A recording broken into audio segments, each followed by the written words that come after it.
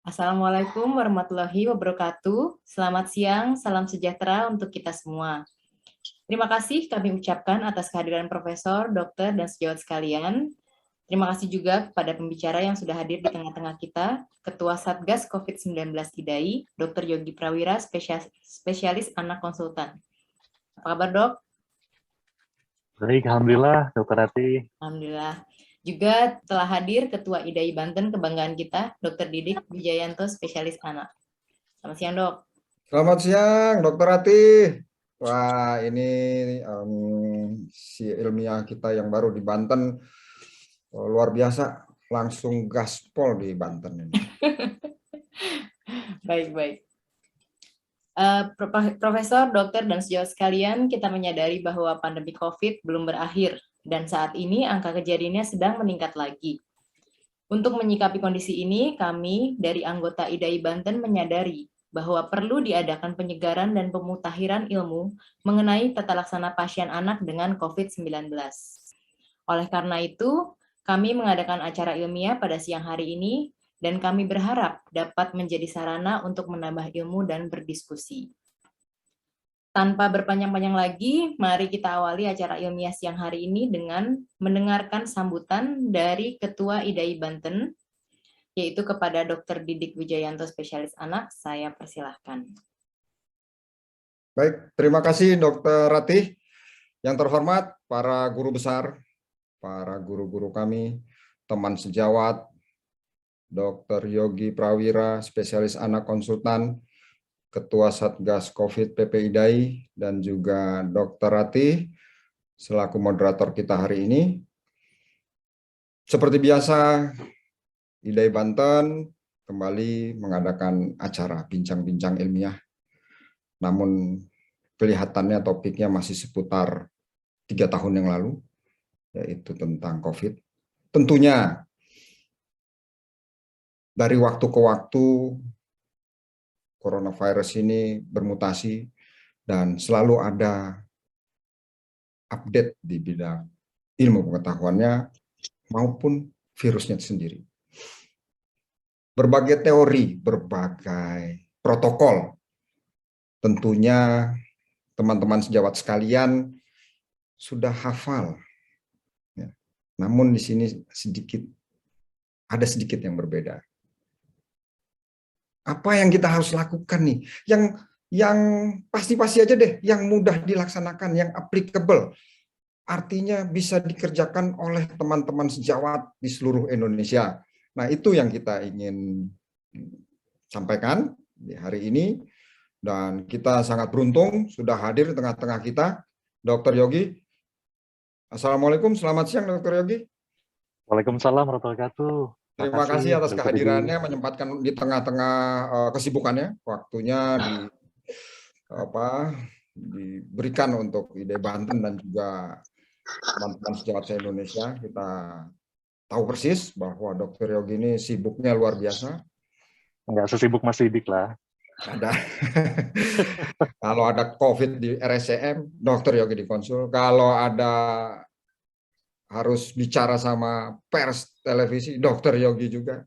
Kalau ada pembicaraan untuk teman sejawat se-Indonesia, Dr. Yogi juga. Kalau ada masalah di mana-mana, Dr. Yogi lagi gitu ya. Jadi persis waktu sekolah juga begitu. Kebetulan Dr. Yogi juga pernah menjadi chief pada saat sekolah, chief presiden, chief of the chief ya.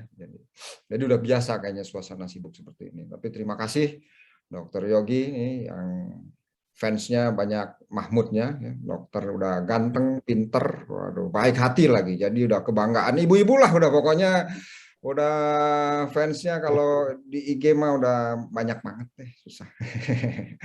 Juga terima kasih Dokter Ati dari ilmiah kita di Banten, baru bergabung dengan IDAI Banten tapi langsung aktif berpartisipasi. Dan tentunya ide-idenya luar biasa, begitu ya, yang muda yang berkarya, itu yang kita harapkan.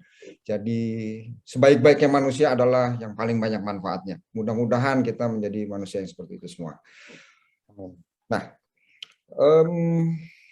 ada sedikit yang saya ingin share mengenai,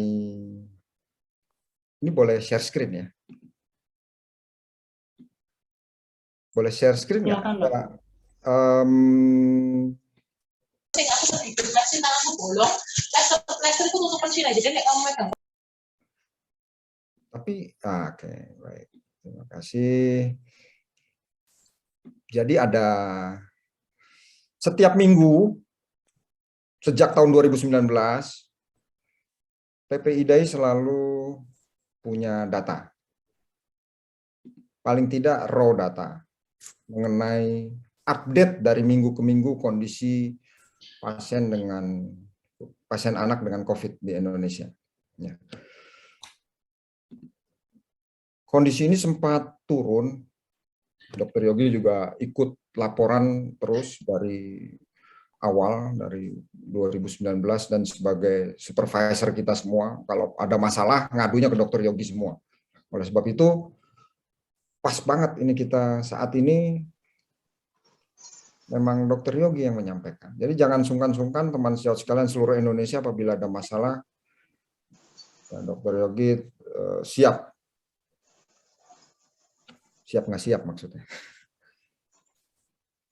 Ini sedikit saja mengenai kondisi COVID di Banten, bahwa per minggu ini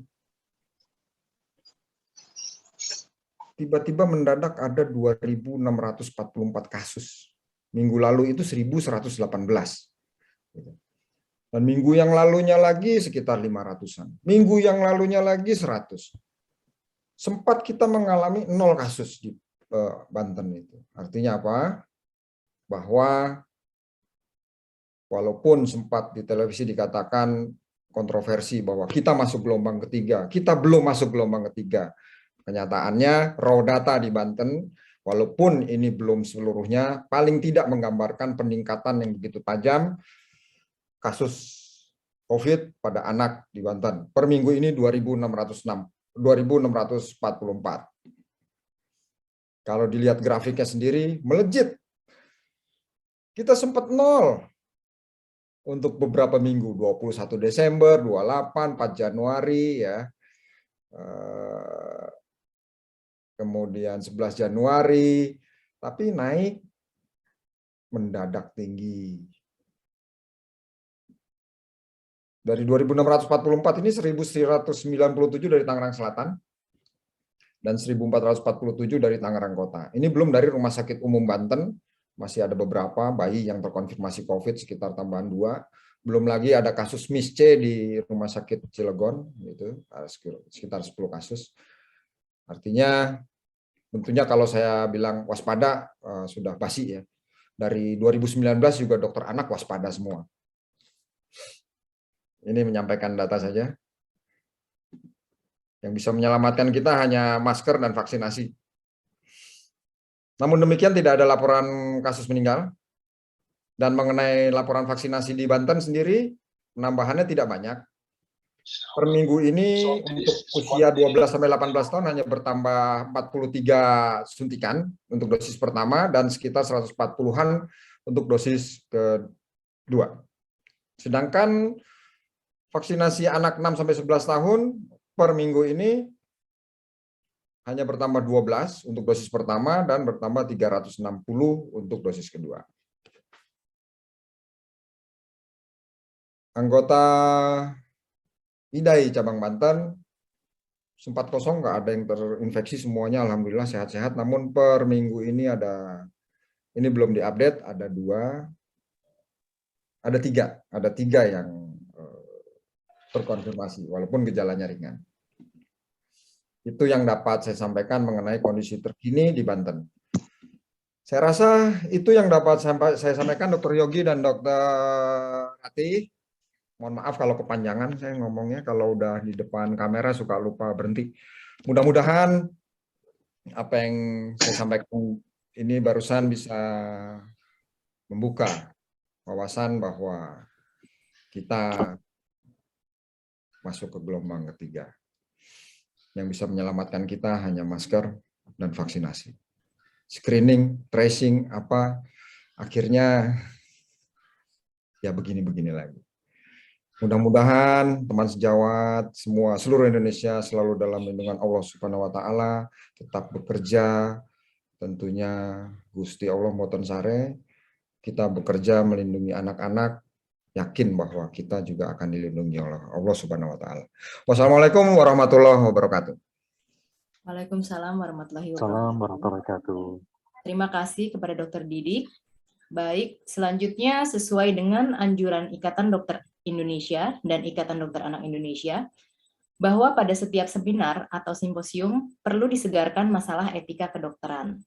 Maka akan saya bacakan sedikit penyegaran etika kedokteran.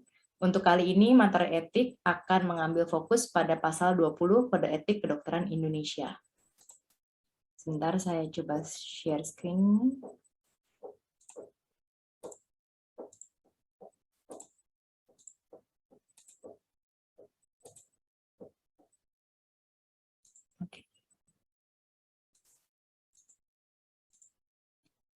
Sudah terlihat ya?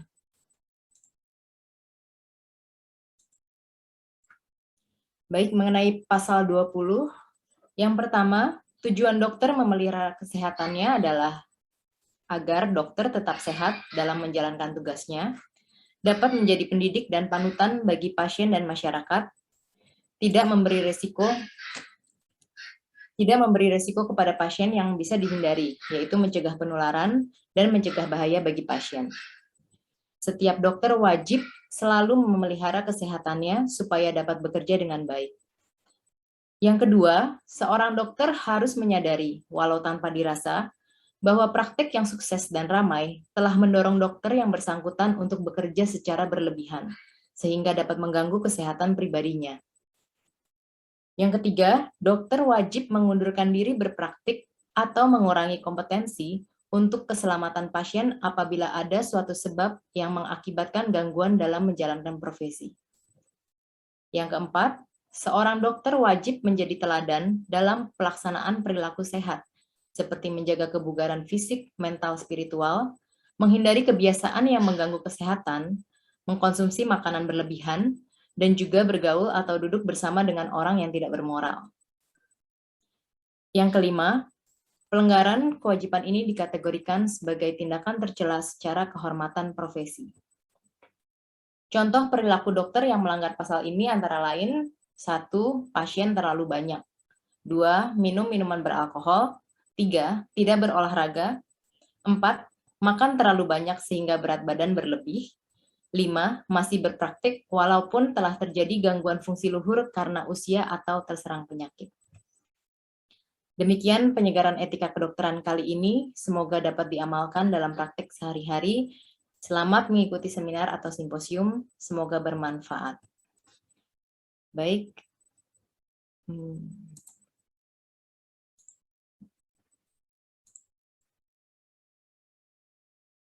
Demikian pembacaan etik. Sekarang mari kita masuki materi utama acara kita mengenai tata laksana COVID pada anak dalam praktek sehari-hari. Seperti kata Ketua IDAI Banten tadi, bahwa beruntung sekali kita karena siang hari ini Ketua Satgas COVID-19 sendiri yang berkenan hadir. Untuk itu saya mengucapkan terima kasih kepada Dr. Yogi. Sebelumnya saya umumkan kepada peserta bahwa sesi diskusi akan diadakan setelah pemaparan materi selesai. Namun peserta dapat menyampaikan pertanyaannya selama pemaparan materi berlangsung dengan cara menuliskan nama, asal institusi atau rumah sakit, dan pertanyaannya pada kolom chat. Sebelum materi dimulai, izinkan saya membacakan terlebih dahulu CV Dr. Yogi Prawira.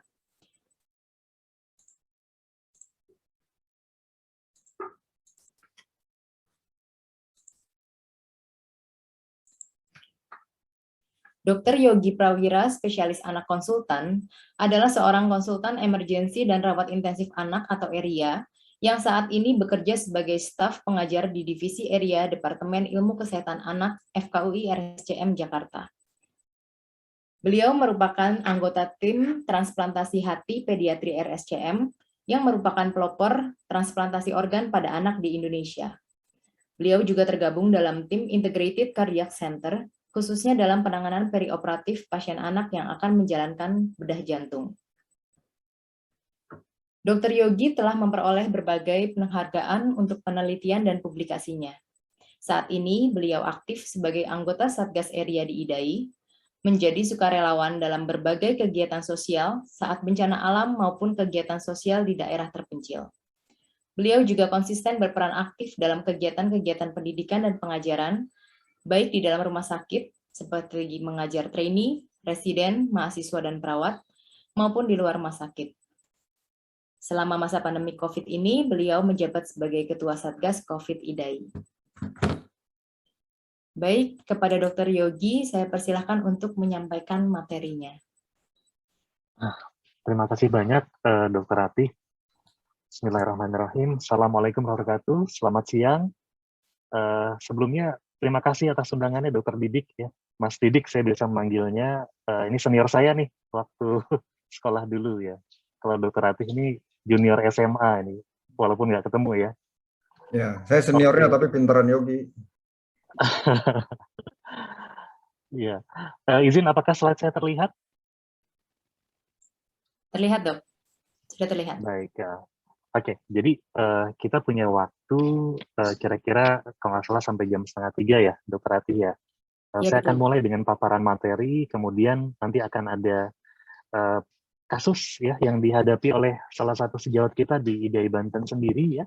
Kemudian mudah-mudahan setelah itu kita bisa berdiskusi lebih banyak. Ya.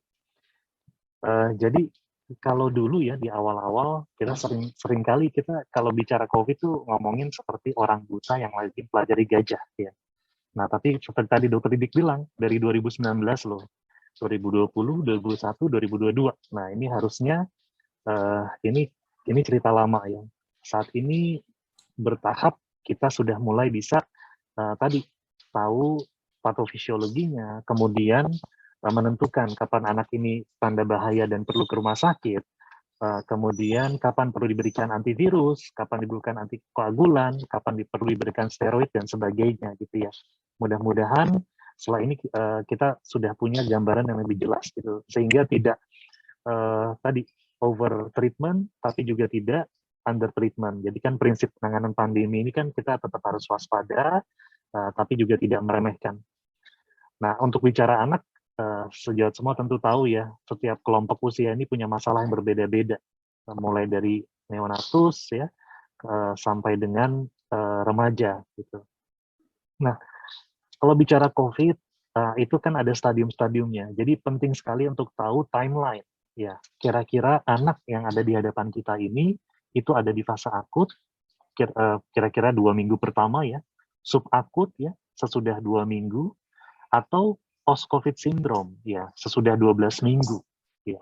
Untuk subakut, salah satu yang khas pada anak adalah MISK, atau Multisystem Inflammatory Syndrome in Children. Tadi Dr. Didik sudah memaparkan data di Banten, yang terjadi lonjakan kasus, dan kita belajar dari negara lain, juga belajar dari pandemi tahun lalu, kira-kira sebulan dari puncak kasus, maka kita akan panen ya, dalam tanda kutip, kasus-kasus MISK.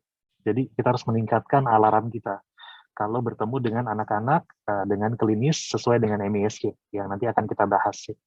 Bukti-bukti untuk fase akut, terutama untuk dewasa sudah sangat banyak, walaupun anak jauh lebih sedikit ya, karena pada saat fase akut 70% anak itu mengalami gejala yang ringan, yang dia self-limiting akan sembuh sendiri.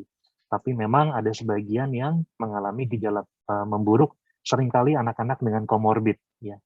Untuk fase subakut, MISK, ini justru kita bertemu dengan anak-anak yang pada saat fase akut itu tidak bergejala ya, baik-baik aja, seperti tidak sakit ya, tanpa gejala atau gejalanya ringan sekali. Tapi setelah itu mengalami demam tinggi, misalnya muntah-muntah, ada kemerahan di kulit, matanya merah atau jadi lemes sekali.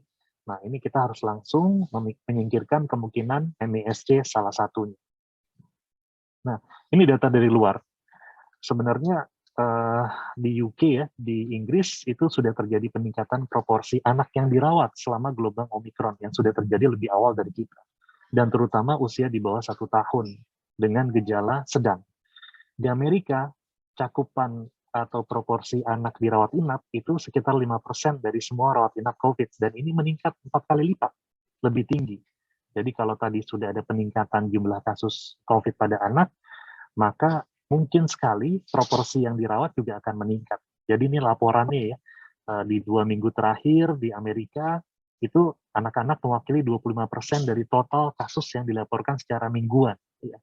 Dan selama 2 minggu terakhir, itu terjadi peningkatan 13,6% dari akumulasi kasus sejak awal pandemi. Ya. Kenapa? Karena kita tahu Omikron ini dia penularannya sangat efektif, ya, bisa 2-4 kali lipat daripada varian Delta yang juga sudah sangat infeksius, sehingga angka absolutnya itu akan menjadi sangat besar. Nah, tapi kabar baiknya memang case fatality rate-nya itu di bawah 0,1%. Nah, tapi sekali lagi kita harus berhati-hati pada saat membaca angka ini. Kenapa? Karena 0,1% ini kan terhadap total kasus yang sangat besar, sehingga jumlah angka absolutnya akan juga besar. Dan 0,1% ini kalau nanti yang terkena itu saudara kita, anak kita, keluarga kita, maka akan menjadi 100%. Jadi tetap tidak boleh meremehkan.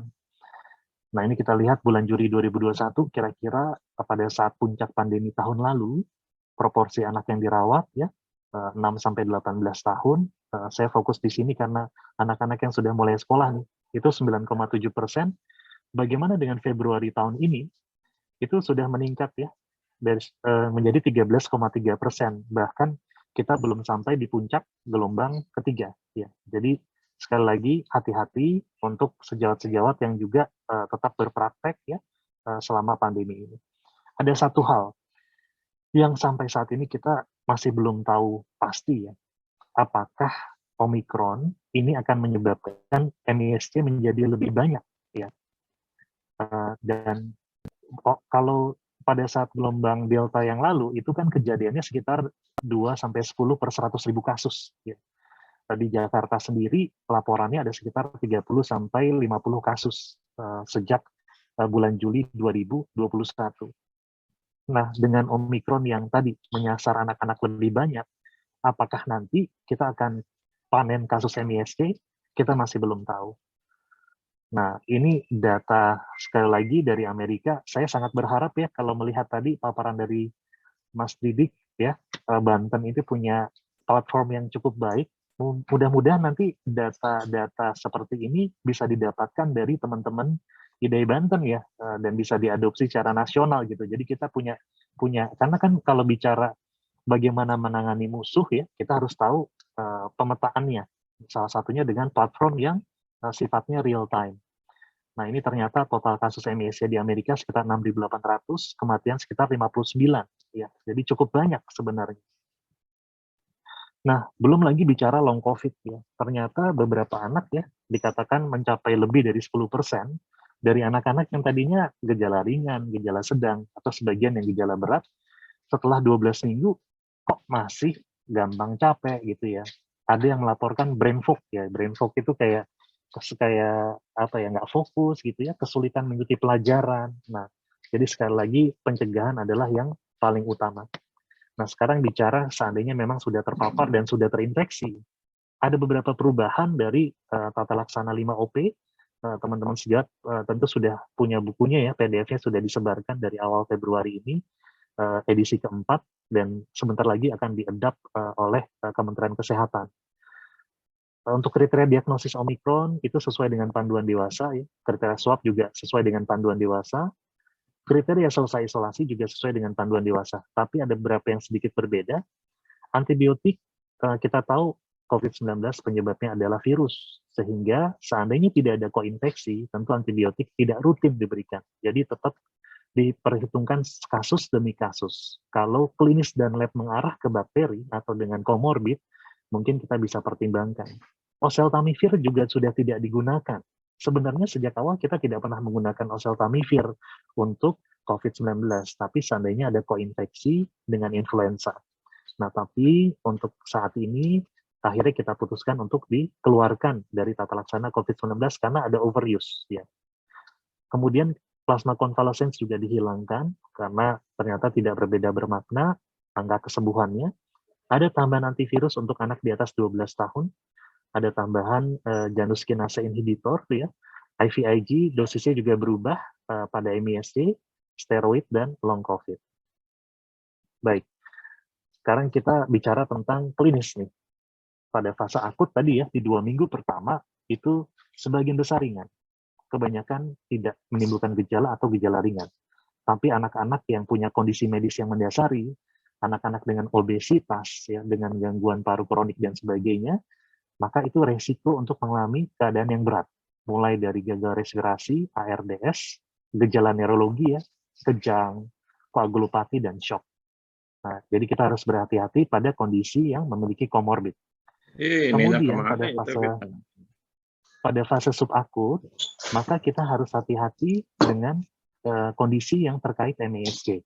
Dan MISC ini variasinya sangat-sangat besar, ya.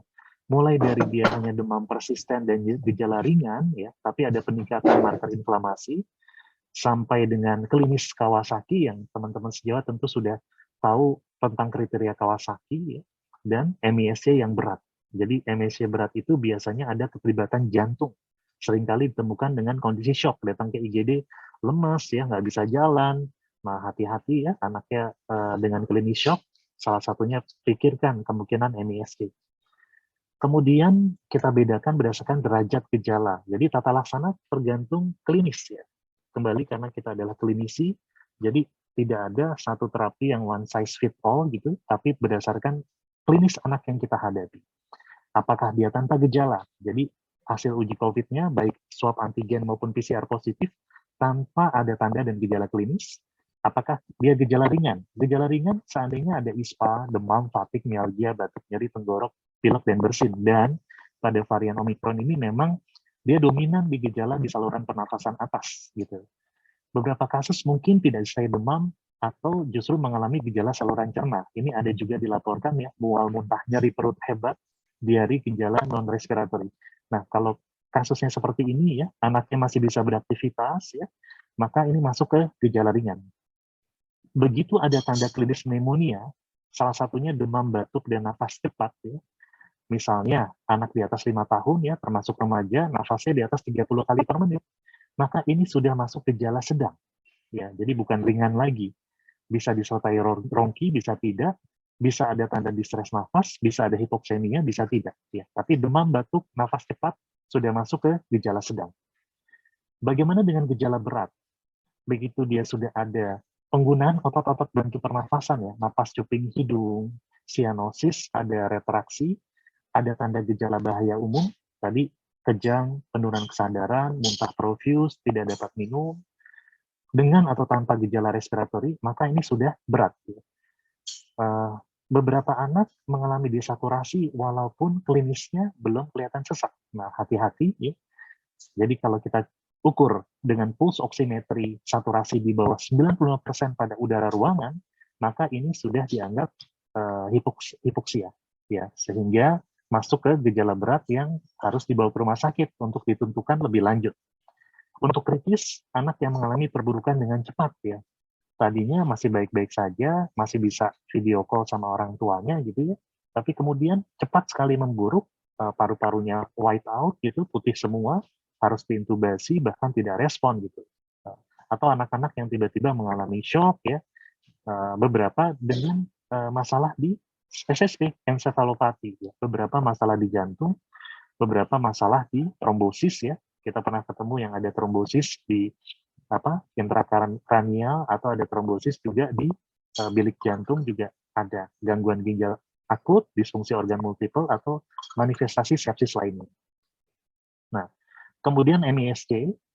Jadi untuk MISC ini yang penting adalah klinis dulu, ya, klinis. Untuk PCR sebagian besar 70% sudah negatif, sehingga PCR tidak menjadi patokan.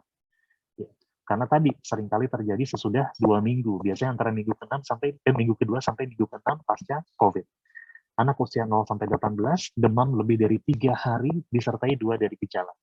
Jadi saya ingatkan kepada sejawat yang melakukan misalnya telekonsultasi dengan pasien-pasien COVID yang terkonfirmasi gejalanya ringan atau tanpa gejala. Tetap ingatkan orang tua untuk melakukan pemantauan walaupun sudah lewat fase akutnya. Jadi 2 minggu sampai 6 minggu pasca COVID ini, dipantaulah apakah ada ruam-ruam kemerahan, matanya merah, nggak ada sekretnya, tanda-tanda tadi inflamasi mukokutan ya di mulut, tangan, dan kaki. Anaknya lemes ya, tiduran aja, hipotensi atau shock ya. Ada gambaran disfungsi miokard. Ya, kami ketemu ada pasien yang sebelumnya klaster pesantren, anaknya sebelumnya dia atlet ya. Kemudian pada saat terinfeksi itu gejalanya asimptomat, tanpa gejala. Tapi 2 minggu, kira-kira 4 minggu kemudian, pada saat anak ini mulai beraktivitas, dia mau main bola, pemanasan aja udah menggem-menggem gitu ya.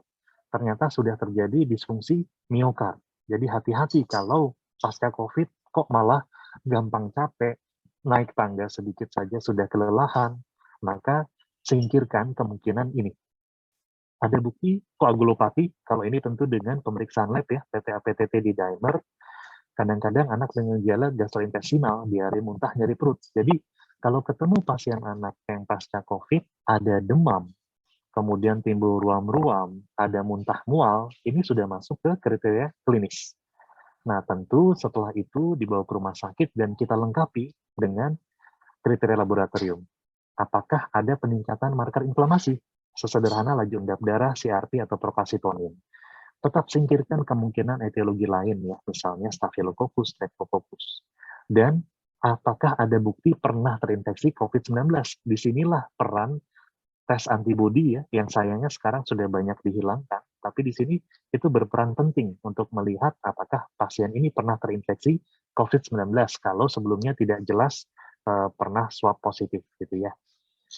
Nah, sekarang pertanyaannya, kapan pasien-pasien kita itu harus kita tes? Tentu kita tahu jenis-jenis tes ya, PCR SARS-CoV-2, antigen itu kurang sensitif tapi sangat spesifik ya. Kalau dia sudah reaktif, itu kita sudah perlakukan pasien ini sebagai pasien konfirmasi. Kemudian ada antibodi terutama dibutuhkan untuk penegakan diagnosis MISC. Kalau pasien kita mengalami gejala seperti ini, ya, untuk kondisi saat ini, di mana kita tahu positivity rate ya di banyak daerah, termasuk tadi Provinsi DKI Jakarta, Jawa Barat, Banten, itu kan 3 besar ya. Kalau ketemu pasien demam atau meriang, ada batuk, hidung tersumbat atau pilek, hilang penciuman perasa ya, walaupun pada varian Omikron ini lebih sedikit dilaporkan, mual, muntah, diare, sesak nafas, nyeri badan, mialgia, sakit kepala atau kelelahan, sakit tenggorok, maka lakukan tes swab ya, baik antigen maupun PCR. Selain dari gejala ini, pada anak-anak yang ada riwayat kontak erat dengan pasien terkonfirmasi ya, baik yang anak ini sudah divaksin atau belum, dalam konteks pembelajaran tatap muka sekarang ya, ternyata teman sekelasnya positif nih dok, gitu. Anak saya swab nggak? Maka seandainya dia masuk kriteria kontak erat, apa itu? Jarak kurang dari 1,5 meter, berada lebih dari 15 menit, gitu ya, durasinya. Atau jaraknya 1,5 sampai 3 meter, durasi lebih dari 15 menit, tapi tidak pakai masker, gitu. Jadi udah jaga jarak nih, tapi nggak pakai masker. Atau pakai masker, tapi posisinya diturunkan ke bawah, gitu misalnya, ke dagu. Maka ini sudah masuk ke kontak erat, ini juga harus di-swab. Kalau dari awal sudah bergejala, langsung dites, tidak usah ditunda. Tapi kalau ternyata dia tanpa gejala, vaksinnya belum lengkap, nah kita tahu ya, vaksinasi yang belum lengkap, risiko untuk menjadi beratnya juga lebih besar. Jadi lebih awal tahu lebih baik. Kita bisa langsung tes. Kalau ternyata negatif, ulang lagi dalam 5-7 hari. Kecuali sebelum 5-7 hari sudah timbul gejala, segera dites. Kalau dia tanpa gejala, vaksinasinya lengkap, maka tesnya bisa dikerjakan di hari ke-5 sampai hari ke-7 dari kontak erat tadi. Ya. Oke, nah sekarang untuk manajemen COVID pada anak, mainstay terapinya ini kan kira-kira 4 ini ya. Terapi standar, suportif ya, kapan kita perlu memberikan antivirus, apa pilihannya ya, kapan kita perlu memberikan antiinflamasi, jangan berlebihan, karena steroid rata-rata antiinflamasi ini sifatnya seperti pedang bermata dua ya, baik steroid, tocilizumab gitu ya, atau janus kinase inhibitor, itu kalau kita salah memberikan atau ada koinfeksi bakteri atau koinfeksi jamur, maka dia malah flare ya, anaknya jadi sepsis. Perburukannya bukan karena COVID-nya, tapi karena kita tekan betul sistem imunnya sehingga dia tidak bisa melawan koinfeksi lainnya. Kemudian kapan kita berikan antikoagulan? Nah, untuk pasien kontak erat tanpa gejala cukup isolasi mandiri dan pemantauan. Kata kuncinya ada di pemantauan, gitu ya. Kemudian nutrisi yang adekuat.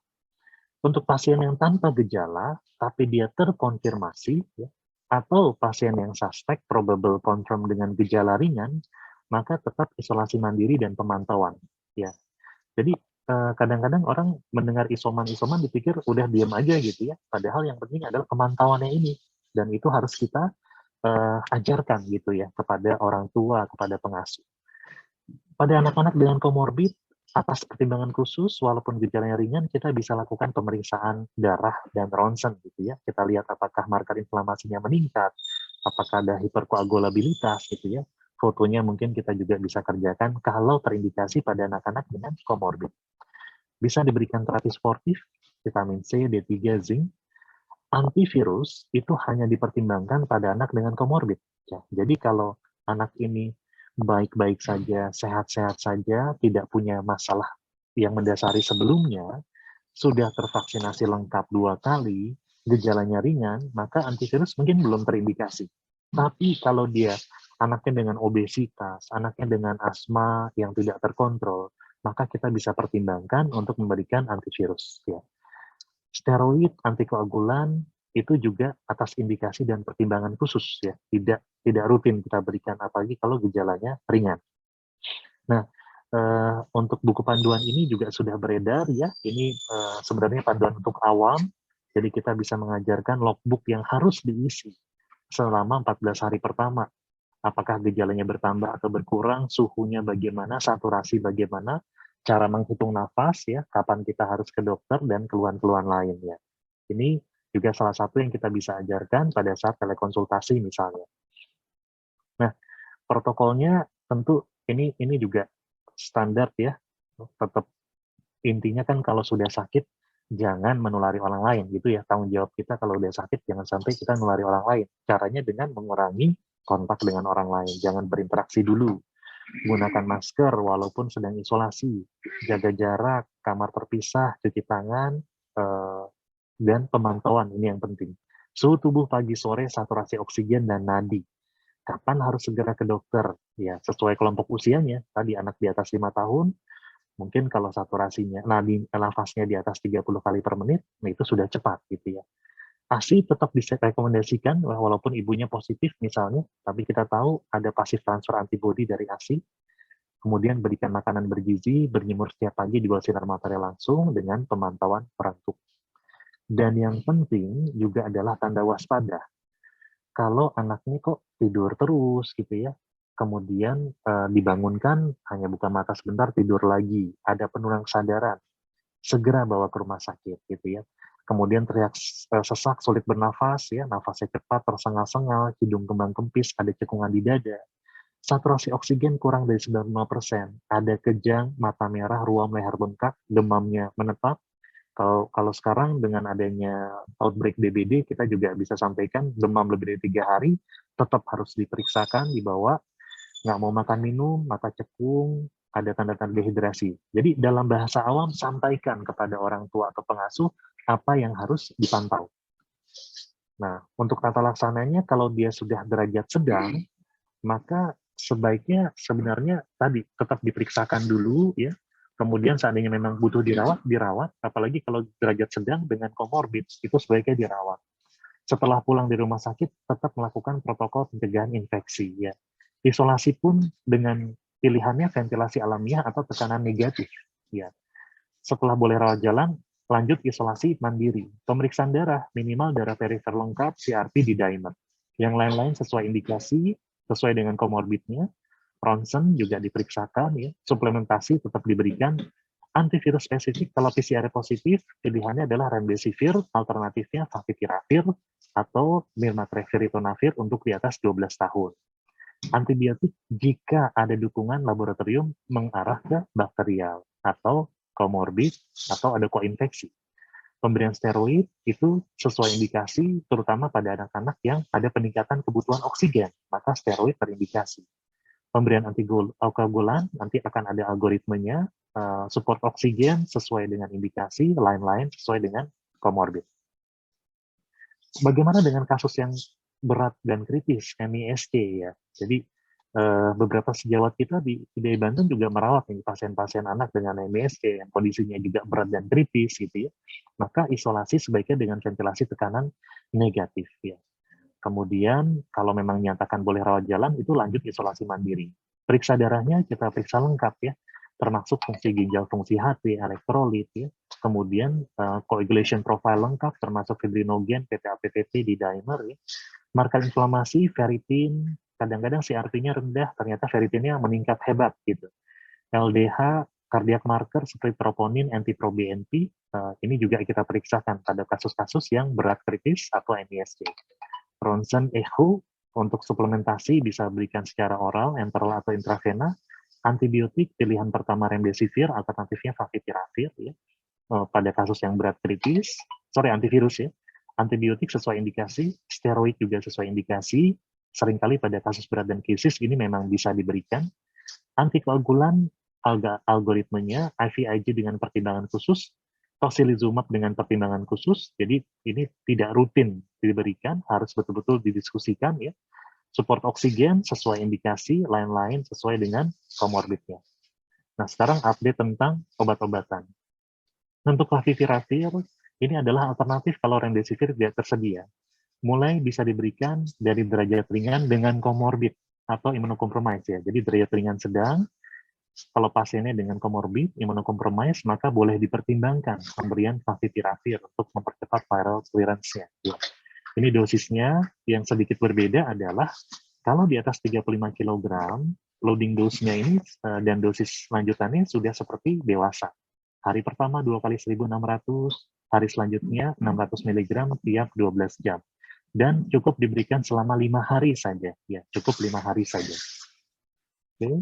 Nah, kemudian Paxlovid ya, beberapa rumah sakit sudah menyiapkan ini ya, memang sudah setahu saya sudah diimpor juga oleh Kemenkes. Ini terindikasi pada pasien-pasien COVID di atas 12 tahun, berat badan di atas 40 kilo, dengan hasil PCR positif, dan resiko tinggi progresif menjadi derajat berat, rawat inap, dan kematian. Nah, tentunya anak-anak yang memiliki komorbid yang berat tadi. Ya. Ini dosisnya. Kalau ada gangguan ginjal yang sedang dengan LFT masih di atas 30, maka kita bisa reduksi. Jadi ada renal adjustment dose. Nah, kemudian bagaimana dengan antibodi monoklonal? Ya, antibodi monoklonal ini juga sempat tersedia sebenarnya. Tapi infonya sebelum digunakan sebagian sudah expired ini. Jadi ini indikasinya pada pasien anak, termasuk neonatus dengan berat minimal 1 kilo, hasilnya positif, resiko tinggi untuk berkembang menjadi berat, rawat inap, atau kematian. Jadi ini ada persetujuan penggunaan darurat oleh FDA. Nah, ini adalah dosisnya sesuai dengan berat badan. Ya. Pemberiannya melalui intravena. Ya. Kemudian, bagaimana dengan imunomodulator ya? Jadi beberapa obat-obatan ya, seperti tocilizumab, baricitinib, ini harus hati-hati ya, karena dia akan menekan respon imun. Ini adalah Janus kinase inhibitor ya, sudah di-approve secara emergency use oleh FDA untuk anak-anak di atas 2 tahun yang dia butuh terapi oksigen suportif ya. Jadi COVID-19 kemudian butuh ventilator ya, kemudian atau high flow minimal atau bahkan ECMO ya. Maka ini bisa diberikan seperti ini ya. Tentu enteral. Kemudian kalau ada hasil lab yang tidak normal, misalnya LFT-nya di bawah 15, maka tidak direkomendasikan. Kemudian untuk LFT di atasnya, ya itu ada dose adjustment-nya. Nah, kalau ada limfopenia ya sampai di bawah 200, maka dipertimbangkan di stop dulu. Kalau di atas 200 masih bisa diberikan. Kalau ada kecurigaan setelah dimulai pemberian Janus kinase inhibitor ini ada peningkatan SGLT-SGPT, dicurigai ada drug induced liver injury, maka stop gitu ya. untuk kalau ada penggunaan obat-obatan lain seperti strong OAT3 inhibitors, maka ini harus dilakukan dose adjustment, bahkan bisa di stop. Nah, untuk IVIG juga berubah. Kalau dulu kita membedakan antara MISC dengan keterlibatan jantung atau tanpa keterlibatan jantung. Gitu. Nah, sekarang seandainya pasien memang sudah masuk ke dalam kriteria diagnosis MISC, maka pilihannya adalah IVIG 2 gram per kilogram berat badan, dosis tunggal. Ya, jadi berbeda dengan dewasa yang biasanya memberikan 5 hari berturut-turut, untuk anak cukup 1 kali saja. Tapi dosisnya cukup besar, 2 gram per kilo, dilakukan infus continue selama 8-12 jam. Ya. Nah, dari WHO memang juga sudah mengeluarkan panduan mengenai glukokortikoid. Ya. Kita tahu ini hanya terindikasi pada pasien derajat berat atau kritis. Dan ini juga sama-sama pisau bermata dua. Ya. Kalau glukokortikoid diberikan pada pasien-pasien yang memang membutuhkan oksigen, ventilator, dan sebagainya, dia bisa menurunkan mortalitas. Tapi kalau ini diberikan pada pasien-pasien yang tidak membutuhkan oksigen, ya, klinisnya baik, ya, tidak ada peningkatan CRP, ini malah meningkatkan morbiditas dan mortalitas. Jadi hati-hati. Ini hanya terindikasi pada kondisi berat dan kritis yang memang butuh oksigen tambahan, ya, atau pasien-pasien MISC. Untuk pasien COVID derajat berat kritis di fase akut, pilihannya adalah dexamethasone. Ya. Dosisnya 0,15 mg per hari, itu 1 kali per hari, dengan dosis maksimum 6 mg. Jadi maksimal 1 kali 6 mg. Ya. Kalau ketemu anak-anak dengan obesitas, maka kita lakukan adjustment berdasarkan berat badan idealnya. Nggak ada dexa gimana? Bisa diberikan prednisone, nggak ada, bisa diberikan methylprednisolone, dan ini dose adjustment ya, dosis maksimumnya 32 mg. Jadi dexa 6 mg kira-kira setara dengan methylprednisolone 32 mg. Bagaimana dengan pasien-pasien neonatus? Maka pilihannya adalah hidrokortison. Neonatus COVID-19 derajat berat kritis, kita bisa berikan hidrokortison dengan dosis seperti ini. Untuk anak usia 1 bulan, dosisnya seperti ini. Untuk fase subakut atau setelah 2 minggu, misalnya MISC, ya, maka pilihannya adalah methylprednisolone dengan dosis 2 mg per kilo per hari dibagi 2. Kalau dia refraktor, beberapa anak tidak bisa diberikan IVIG, atau diberikan IVIG, hiperinflamasinya masih belum perbaikan. Maka kita bisa pertimbangkan pemberian MP Pulse, ya, dengan dosis 10-30 mg per kilo per hari selama 3 hari berturut-turut, dengan maksimal sekali pemberian 1000 mg. Ya. Baik. Bagaimana dengan pasien-pasien yang mengalami hiperkoagulabilitas? Profilaksis tidak diberikan rutin. Jadi walaupun anak dirawat, kita tahu kan sekarang yang banyak dirawat gejalanya ringan dan sedang gitu ya, maka tidak rutin diberikan profilaksis antikoagulan. Tapi semua anak yang dirawat inap harus dimonitor resiko terjadinya trombosis dengan pemeriksaan awal darah perfer lengkap, D-dimer, PTA-PTT, fibrinogen, dan urium kreatinin. Ya.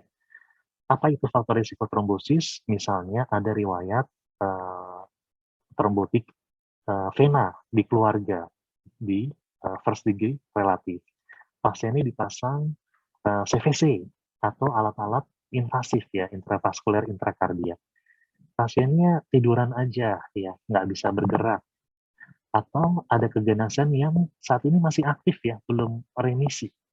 Anak-anak autoimun yang saat ini sedang flare ya, maka ini resiko buat mengalami trombosis, obesitas, anak-anak dengan usia pubertal atau di atas 12 tahun itu juga resiko trombosis dengan dehidrasi berat, luka bakar luas, pasca operasi trauma berat, atau anak-anak yang mendapat terapi estrogen.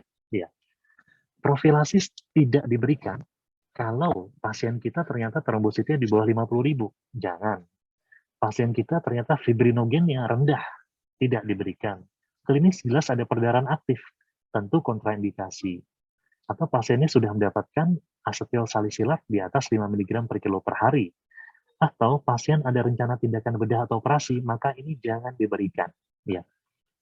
Kemudian pada pasien dengan MISC atau ada keterlibatan jantung, ada trombositosis, ya bisa ditambahkan asetil salicylic acid, ya, aspirin, 3-5 mg per kilo per hari.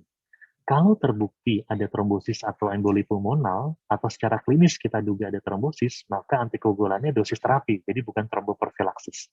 Dan seandainya di rumah sakit kita ada ahli hematologi anak, maka dikonsultasikan. Pemantauannya ini dikerjakan setiap 2-3 hari.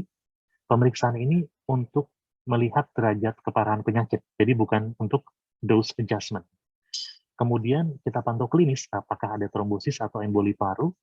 Pada setiap anak dengan D-dimer yang meningkat lebih dari 5 kali atau lebih dari batas atas dan dapat terapi antikoagulan, ini juga kita pantau.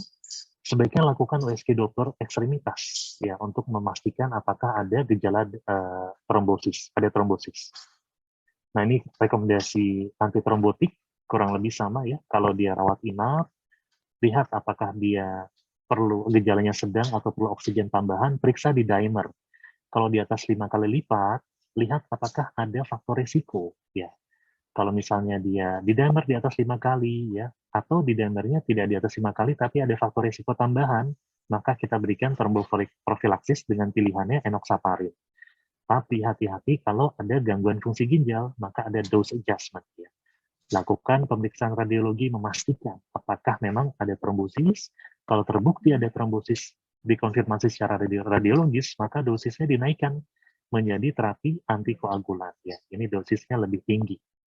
Dipulangkan jika tidak ada trombosis, tapi di dimer persisten di atas 5 kali, masih menggunakan oksigen atau riwayat intubasi saat rawat, ya, risiko trombosis menetap, maka profilaksis tetap dilanjutkan minimal 2 minggu. Ya. Kalau ada trombosis, pulang dengan dosis terapi antikoagulan pilihan, berikan selama 3 bulan. Ya. Tapi ingat tadi kontraindikasinya apa? Perdarahan aktif, trombositopenia di bawah 50.000, ya. Ada rencana operasi, atau tadi ada masalah di creatinine clearance. Sekarang untuk MST.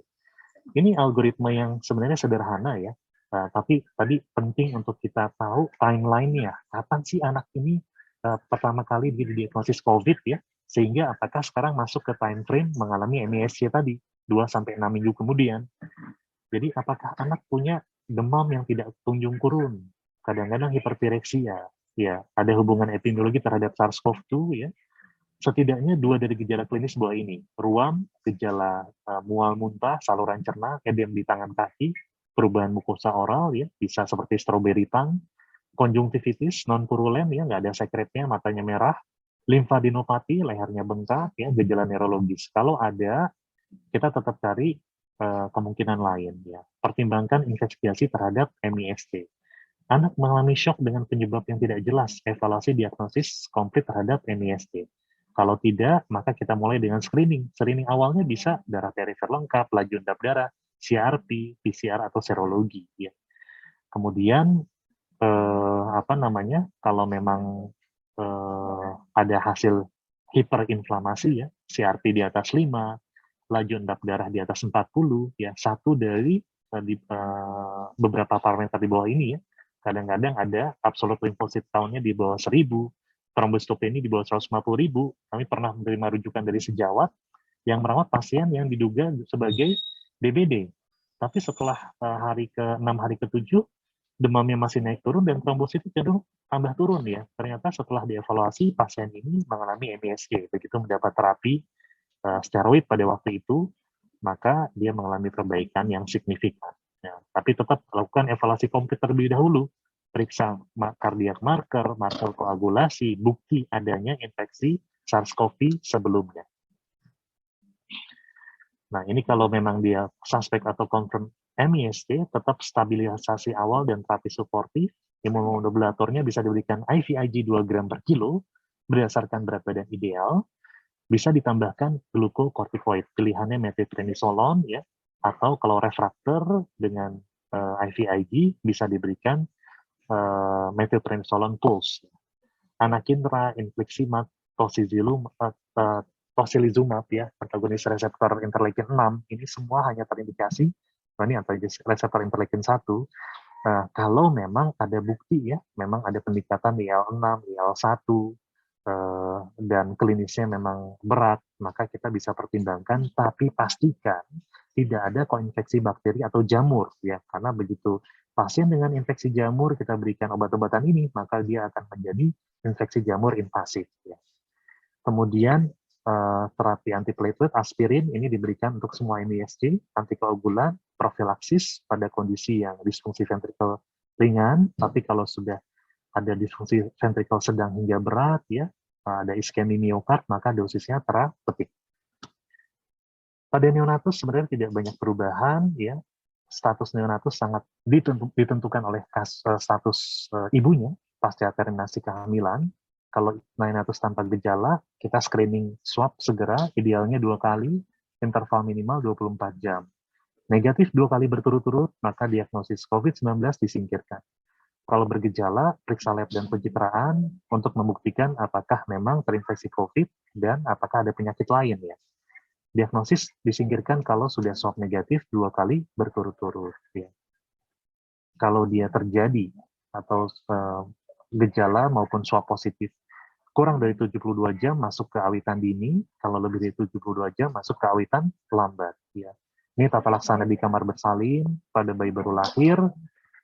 Penundaan pemotongan tali pusat itu tidak dilakukan pada pasien-pasien ini. Jadi dari awal kita sudah harus diskusikan keuntungan dan kerugian IMD dan cara penularan. Ya, jadi ini adalah keputusan bersama, mau IMD atau tidak. Kalau IMD, maka ada syarat-syaratnya kan, ibunya mungkin tanpa gejala, kemudian dia bisa menggunakan masker secara benar, dan dia paham dengan risiko bayinya bisa tertular, karena sebagian besar bayi tertular justru pasca lahir. Kalau diputuskan dari awal dipisahkan, itu juga bisa dikerjakan untuk mengurangi risiko penularan. Rawat gabung boleh dikerjakan kalau bayi sehat dari ibu suspek, ya. Itu bisa menyusul langsung dengan protokol pencegahan yang tepat. Bagaimana kalau ibunya confirm atau probable, ya?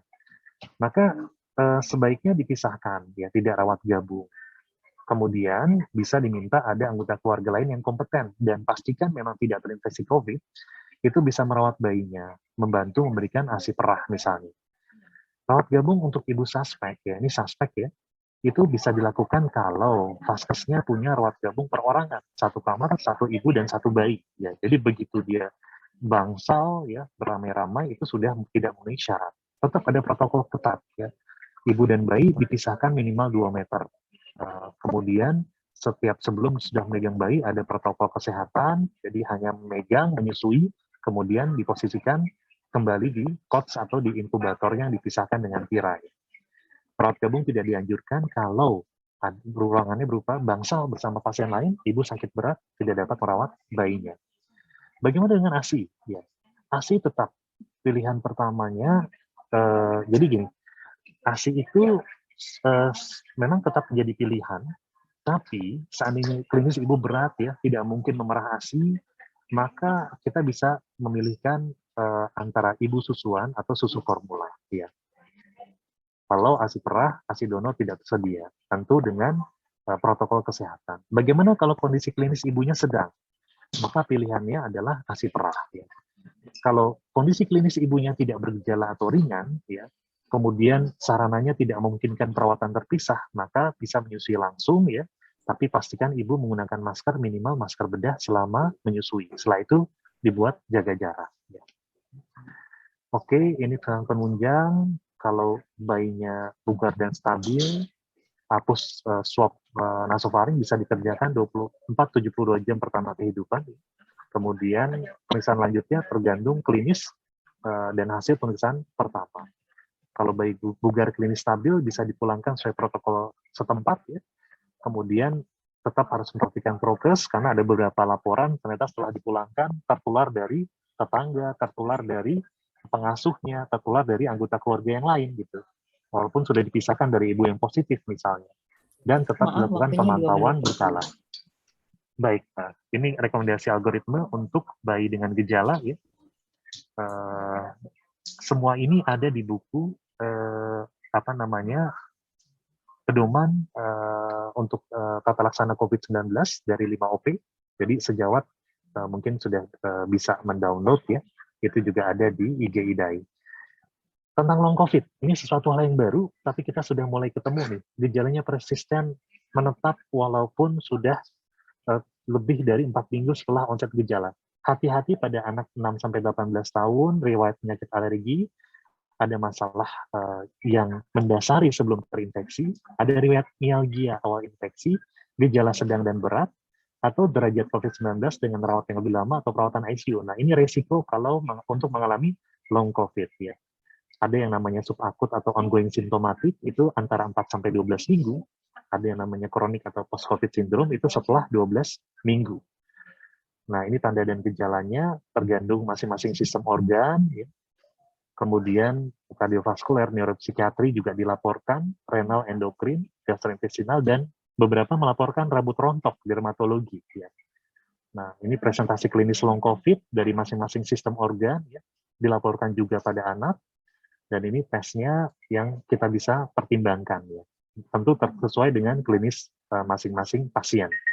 Ada manajemen medisnya, terapi simptomatik, ya, kemudian mungkin psikoterapi, manajemen pasien secara mandiri, kemudian edukasi tanda bahaya. Ini juga harus dikerjakan pada pasien-pasien long COVID. Ya. Prognosisnya bagaimana? Pemulihan diharapkan setelah 4 minggu, nyeri ototnya berkurang, nyeri dada produksi sputumnya berkurang, setelah 6 minggu batuk dan sesak nafas berkurang, setelah 3 bulan, sebagian besar gejala teratasi perlahan bisa terjadi masih dirasakan. Setelah 6 bulan, diharapkan terjadi resolusi gejala. Ya, ini untuk prognosisnya. Ini latihan-latihan pernafasan yang bisa dikerjakan. Baik, terima kasih. Mohon maaf nih, jadi panjang. Mungkin saya tampilkan satu kasus ya dari sejawat kita nih. Ini menarik ya, mungkin bisa sebagai pencetus. Nanti saya mohonkan sejawat yang merawat ya, Dr. Jaya dari Rumah Sakit Cilegon. Ini kasusnya banyak nih. Ada seorang anak laki-laki usia 11 tahun 3 bulan.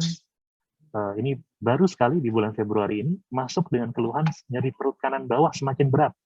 Sejak 3 hari sebelum masuk rumah sakit ya. Ada demam, ada muntah, tidak mau makan. Nah, selain ada demam, tanda vital lain masih dalam batas normal, tapi pasien ini khas sekali untuk appendicitis ya. Ada defense muskuler, nyeri tekan McBurney, psoas sign, Rovsing sign, operator sign, dan di-assess sebagai suspek appendicitis ya, sesuai dengan klinisnya. Ternyata swab sebelum operasi, rapid antigennya positif. Lalu dilanjutkan PCR, hasilnya ternyata memang CT value-nya rendah ya. Kemudian pasien ditata laksana dengan dipuasakan terapi suportif, mulai pemberian remdesivir ya, antibiotik karena dipikirkan tadi koinfeksi, dan ternyata perbaikan setelah itu. Ya, mungkin ini juga menarik untuk didiskusikan setelah ini. Baik, terima kasih. Saya kembalikan kepada Dr. Atif sebagai moderator. Terima kasih Dr. Yogi. Mohon maaf saya potong. Sebetulnya masih ingin mendengarkan, tapi apa daya waktu kita terbatas dan pertanyaan sudah mengantri banyak sekali, Dok. Antusiasme peserta sangat tinggi. Baik, mungkin kita mulai dengan menjawab pertanyaan yang sudah masuk. Bisa ditampilkan pertanyaannya?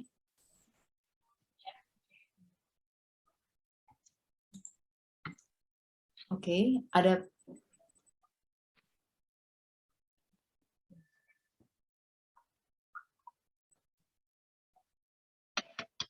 Baik, ini ada pertanyaan dari Dr. Ahmad Fahru Rosi, Dr. Ozi ini ya. Sebentar. Dikatakan bahwa cek antibodi penting untuk menentukan pasien pernah terinfeksi COVID pada MISC ya. Lalu bagaimana membedakan yang antibodinya tinggi karena vaksin atau karena infeksi yang terdahulu? Mungkin langsung satu-satu dijawab aja ya Dok ya, biar nggak lupa. Boleh ya. Iya, betul sekali nih Dr. Ahmad. Jadi memang dulu ya, sebelum adanya vaksinasi untuk anak, untuk mendiagnosis MISC ini kita bisa lebih tajam gitu ya, karena begitu dia ada antibodinya pasti karena infeksi, bukan karena vaksin. Tapi kalau untuk saat ini itu memang agak menyulitkan, apalagi kalau untuk anak-anak di atas 6 tahun yang sudah divaksin. Ya. Dan ada juga laporan kejadian MISV, multisystem inflammatory syndrome post vaccination ya, walaupun kejadiannya sangat sedikit ya, itu juga dilaporkan.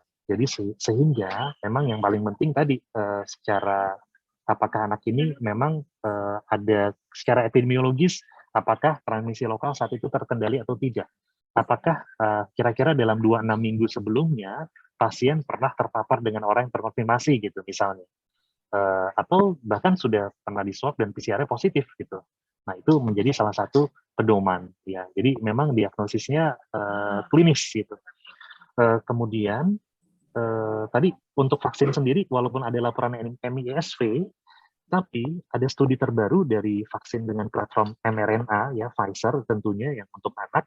Ternyata anak-anak yang dilakukan vaksinasi dengan platform mRNA untuk di atas 12 tahun itu bisa menurunkan insidence MISK cukup signifikan dibandingkan anak-anak yang belum dilakukan vaksinasi. Ya, jadi berita MISV itu sebaiknya tidak terlalu menjadi ketakutan karena ada studi lain yang menunjukkan justru ini bisa menjadi proteksi terhadap kejadian MISK. Baik, terima kasih dok. Rasanya sangat menjawab ya. Kemudian pertanyaan berikutnya terkait pemberian antiviral pada COVID sedang. Dr. Osi ini memiliki pasien dengan swab antigen positif, namun apakah harus menunggu PCR? Karena di beberapa tempat PCR harus dikirim keluar kota dan hasilnya lama. Baik ya, jadi antivirus dengan gejala sedang, apalagi tadi kan gejala ringan sedang dengan komorbid ya dok ya. Kalau gejalanya ringan atau sedang, tapi klinis anaknya baik, tidak punya komorbid, kita masih bisa lakukan pemantauan. Tapi kalau dengan komorbid, takut dia risiko menjadi berat, diberikan antivirus. Kalau kita mau menggunakan platform telekonsultasi yang disediakan Kementerian Kesehatan, atau tadi kan lab yang berafiliasi, kemudian nanti mendapatkan paket antivirus dari Kementerian Kesehatan, memang harus ada hasil PCR, gitu. Tapi seandainya memang di rumah sakit disediakan, kemudian tadi ya secara klinis jelas ini memang confirm COVID, gejala sedang, punya komorbid, itu kita bisa mulai berikan gitu ya. Oke. Kemudian pertanyaan berikutnya, remaja 15 tahun dengan SLE baru mulai terapi steroid selama 4 minggu. Saat ini tidak dengan flare, apakah boleh diberikan vaksin? Baik ya. Terus terang kalau untuk kondisi ini ya, itu sebenarnya di luar dari bidang keilmuan saya ya. Ini kan pasien-pasien autoimun ya. Jadi, tapi secara prinsip seperti ini. Untuk pasien-pasien kronik ini, pasien-pasien termasuk autoimun, itu kan pasien ini berisiko untuk menjadi berat kalau dia terinfeksi, gitu kan? Jadi justru pasien-pasien inilah yang perlu dilindungi dengan vaksin. Ya. Nah, tapi tentu kalau dia sedang flare, sedang ada tidak terkontrol, maka kita tunda. Tapi kalau dia sudah terkontrol, dan saat ini posisinya memang baik, ya steroidnya pun dosisnya juga tidak terlalu tinggi misalnya, maka mungkin kita bisa berikan seperti itu. Itu secara prinsip. Tapi saran saya mungkin lebih baik dikonsultasikan ke konsultan alergi imunologi terkait. Oke, mungkin Dr. Ahmad Fakhrulosi bisa bertanya lebih lanjut nanti di luar sesi ini ya. Baik, berikutnya dari Dr. Yulia Antolis, menanyakan mengenai hipoalbuminemia pada anak dengan COVID, kapan indikasi untuk dilakukan transfusi albumin? Ya, baik. Jadi untuk transfusi albumin sendiri, ya kita tahu kan memang albumin kan berperan mempertahankan tekanan onkotik ya. Kemudian dia juga sebagai protein transport untuk obat-obatan ya. Jadi pada pasien-pasien dengan kondisi kritis, ya, hipoalbumin, apalagi di bawah 2,5, itu indikasi untuk dilakukan transfusi albumin. Pasien dengan gangguan hemodinamik, ya, yang salah satunya bisa disebabkan karena hipovolemik akibat perembesan dari plasma karena tekanan onkotik yang rendah karena hipoalbumin, itu juga terindikasi untuk dilakukan koreksi albumin. Ya. Jadi terutama dari klinisnya, apakah memang pasien itu dengan derajat yang kritis, ya, berat atau kritis, ada gangguan hemodinamik, maka terindikasi untuk dilakukan transfusi albumin. Oke, baik. Berarti kembali ke klinis. Berikutnya dari Dr. Edi, bagaimana membedakan anak yang baru kena COVID akut dan curiga MISC yang datang dengan rash? Apakah MISC selalu ada demam? Baik dok, ini memang betul sekali Dr. Edi. Belakangan kita ketemu anak-anak COVID akut yang timbul ruam-ruam. Betul, ya. Kembali lagi timeline, ya. Kapan kita curiga anak ini terpapar? Kalau anak kan biasanya jelas ya, dia kemana ketemu sama siapa itu kan tahu gitu ya. Misalnya saya kemarin punya kasus rujukan teman sejawat ya dari satu rumah sakit swasta, itu pasien dirujuk dengan MISC ya, karena dia dengan demam, kejang, dikatakan sempat penuh kesadaran gitu ya, dan ruam-ruam. Nah, kemudian pada saat datang, kita review lagi, anak ini di rumah saja. Terakhir, dia kumpul-kumpul dengan orang banyak itu pada saat Chinese New Year, pada tanggal 1 ya. Nah, 1 Februari, dia dirujuk waktu itu tanggal 7. Jadi baru 1 minggu nih dari resiko dia terpapar. Maka MIS-C sudah bisa kita singkirkan, karena itu adalah subakut setelah 2 minggu. Tapi untuk memastikan tentu saya tetap lakukan pemeriksaan echo, fungsi fungsi jantungnya oke. Kemudian pasien ini juga tidak mengalami gangguan hiperkoagulabilitas. Kan pada MIS-C itu kita harus buktikan kan ada hiperinflamasi, ada hiperkoagulabilitas, kadang-kadang ada gangguan fungsi jantung. Nah, itu kita periksa semuanya. Kalau timeline-nya tidak sesuai, kemudian tidak ada bukti pendukung yang mengarah kalau dia pasca COVID, seringkali kan kalau di 2 minggu pertama IgG-nya juga masih belum muncul gitu misalnya ya, itu juga kita bisa kerjakan, maka kemungkinan sekali anak ini adalah COVID yang akut ya, yang mungkin kita hanya perlu observasi aja dan terapi suportif gitu. Ya, dan pasien itu ternyata memang COVID akut, kita masuk ke ICU itu pagi, malamnya sudah kita pindahkan ke ruang perawatan biasa. Setelah seharian itu kita work up ke arah MIS-C dan ternyata terbukti bukan.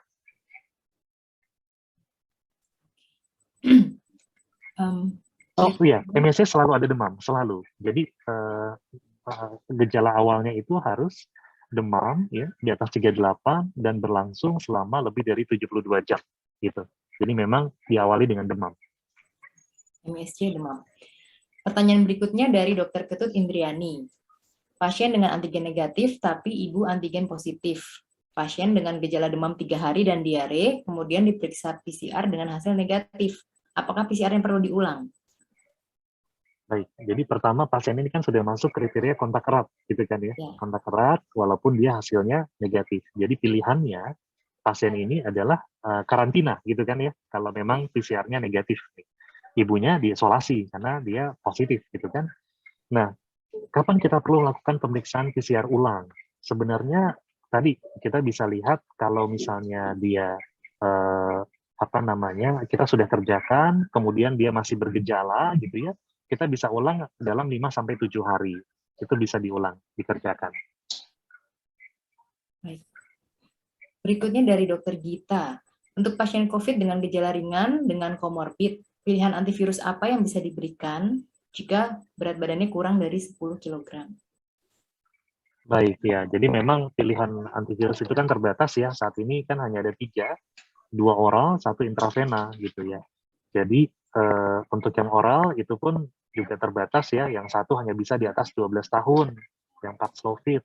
Sementara untuk Avigan juga itu berat badan yang lebih kecil juga tidak ada sediaannya gitu ya.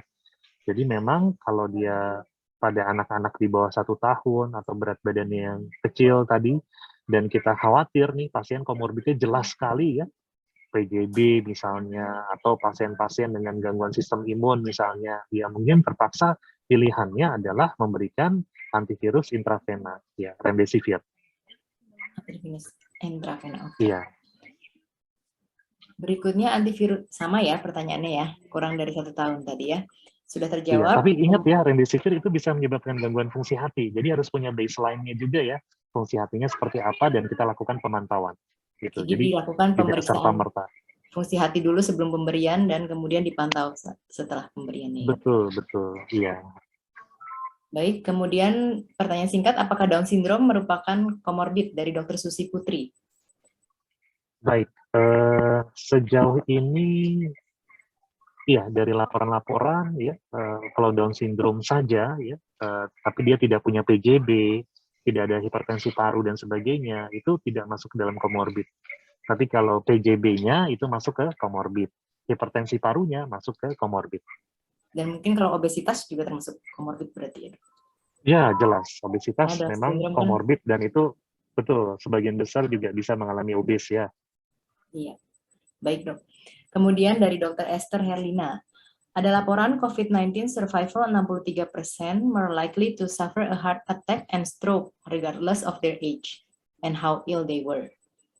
Apakah pada anak perlu dilakukan pemantauan dedimer rutin, antikoagulan, batasannya berapa, dan jenisnya apa, dan kapan harus dievaluasi kembali.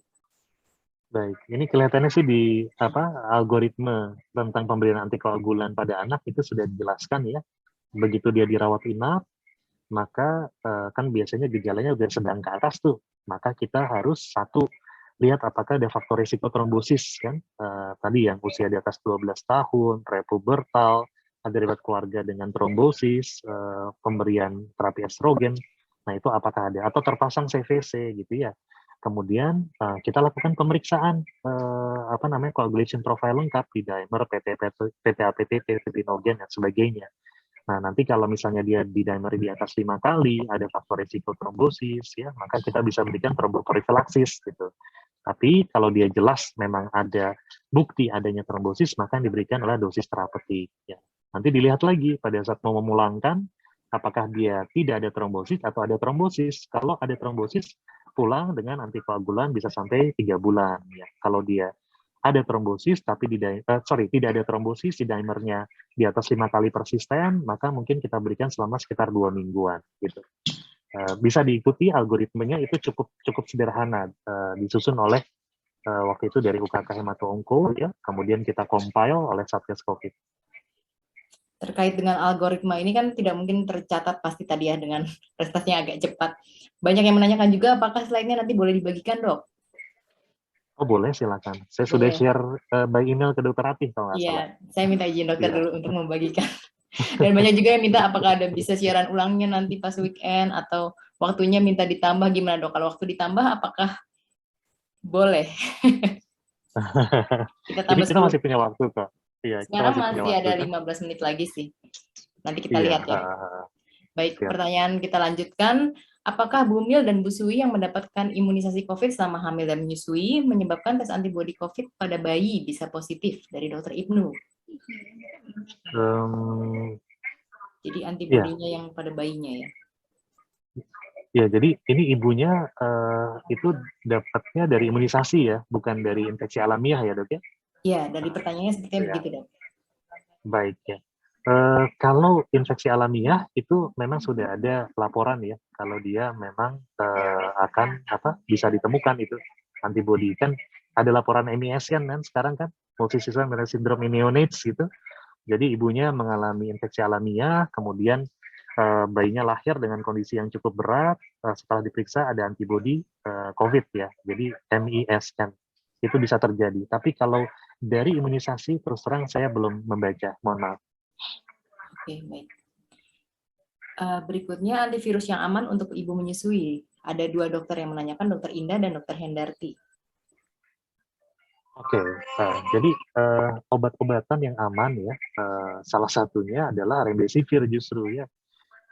Kalau untuk favipiravir itu sampai sekarang belum ada penelitian yang menunjukkan kalau favipiravir ini aman untuk diberikan pada ibu-ibu menyusui.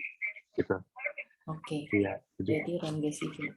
Baik, dari Dokter Deno, post-COVID 2 minggu, PCR negatif tapi demam tinggi hanya 1 hari, tidak ada gejala lain. Apakah sudah bisa dikatakan sebagai MISC? Atau harus ditunggu sampai 3 hari? Dan apakah demamnya harus tinggi atau boleh subfebris saja? Baik, jadi kalau definisi operasionalnya itu sudah disebutkan ya.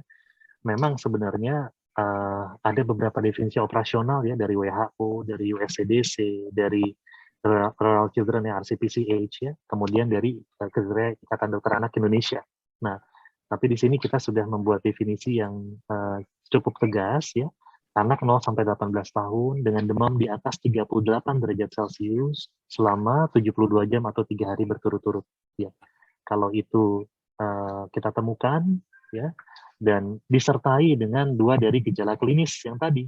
Jadi bukan hanya sekedar demam saja ya, bukan semua anak demam pasca COVID terus langsung kita ini MISC kan. Ada gejala klinis yang lain, mata merah misalnya, tanpa ada sekret, ruam-ruam misalnya, atau ada pembesaran kelenjar getah bening, atau ada mual muntah, ya, atau anaknya lemes ya, ada klinis shock atau renjatan, atau tadi ada gangguan fungsi jantung, baik secara klinis ya, dia mudah lelah, atau hasil echo, atau kardiak markernya meningkat. Jadi ada demam, dengan 2 gejala tadi itu sudah masuk kriteria klinis, buktikan dengan laboratorium hiperinflamasi, hiperkoagulabilitas, atau ada riwayat PCR positif atau antibodinya saat ini terdeteksi, gitu ya. Jadi entry point-nya di demam 38 derajat lebih dari 3 hari. Baik, jelas sekali. Kemudian dari Dr. Asih Retno, untuk COVID-19 yang gelombang saat ini relatif lebih stabil. Jika pasien masuk rumah sakit tapi ringan, misalnya hanya demam tinggi atau ISPA atas, tanpa pneumonia, apakah perlu antivirus? Tadi sepertinya sudah ada di paparan Dr. Yogi ya, mungkin bisa diulang. Ya. Baik, jadi gejala ringan itu sebagian besar self-limiting, dok. Tidak perlu antivirus ya. Kita hanya mempertimbangkan, kan mempertimbangkan tidak harus memberikan ya. Mempertimbangkan untuk pemberian antivirus pada gejala ringan sedang yang ada komorbid. Karena kita tahu dari penelitian resiko untuk menjadi berat kritis itu besar, gitu ya. Tapi kalau anaknya anak baik-baik saja, tidak punya underlying condition, gejala ringan tidak perlu diberikan antivirus. Oke. Berikutnya, apakah molnupiravir sudah dapat diberikan untuk COVID pada anak? Mulai usia berapa dan berapa dosisnya? Dari Dr. Gafrila. Ya, jadi sejauh ini dok, untuk kita bicara obat-obatan pada anak, yang pertama tentu safety ya. Yang kedua baru efficacy. Nah, untuk safety-nya sampai sekarang kita belum dapat laporan nih tentang keamanan dari molnupiravir gitu ya. Jadi pilihan antivirusnya hanya 3 tadi. Avigan atau favipiravir ya, kemudian remdesivir dan Pavloxib tadi. Oke, baru 3 tadi ya, yang 2 oral dan 1 IV itu ya dok ya. Ya. Baik, dari Dokter Indah, untuk kasus bayi atau balita dan anak yang selesai isoman selama 10 hari, apakah perlu PCR ulang sampai negatif? Dan untuk imunisasi wajib, apakah harus menunggu 4 minggu dari selesai isoman atau boleh langsung? Baik, jadi untuk pedoman selesai isolasi mandiri itu ada 2 ya, pedoman klinis atau pedoman laboratorium. Kalau pedoman klinis itu cukup 10 ditambah 3 hari bebas gejala. Ya, cukup 10 ditambah 3 hari bebas gejala, boleh selesai isolasi mandiri. Ya. Atau kalau pedoman laboratorium itu kita bisa kerjakan dengan pemeriksaan PCR. Gitu.